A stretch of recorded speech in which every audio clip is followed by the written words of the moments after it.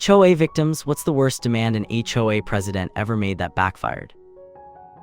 My husband and I just bought our first house in a quiet little neighborhood. Our HOA, however, was run by a stickler. Let's call her Eleanor Vance. Eleanor hated the gentle trickle from our small backyard fountain. It was peaceful, not loud, but she insisted it was an auditory nuisance. She sent a formal notice. The constant noise from your water feature exceeds acceptable decibel levels.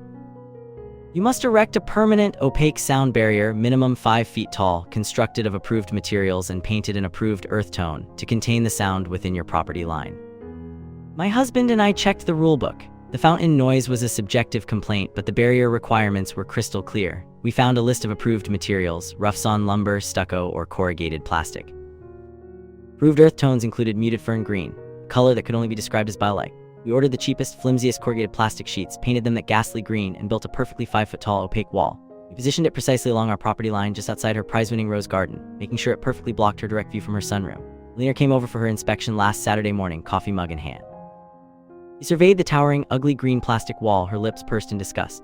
Well, she said, a triumphant smirk spreading across her face, the fountain noise is certainly gone. You've successfully ruined your own backyard aesthetic. Congratulations. I just smiled politely. Later that afternoon, after Eleanor had retreated, I brought out a small box. Inside were half a dozen sets of natural bamboo wind chimes. They were explicitly allowed by the HOA under decorative outdoor accents, provided they were not excessively loud or made of metal pipes.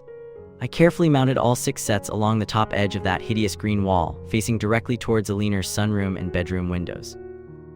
Now, instead of a gentle fountain trickle, Eleanor's quiet mornings are filled with the incessant, high-pitched clacking and rustling of a chorus of bamboo chimes, perfectly amplified by the plastic wall, a sound that is technically not excessively loud according to the rules, but relentlessly irritating.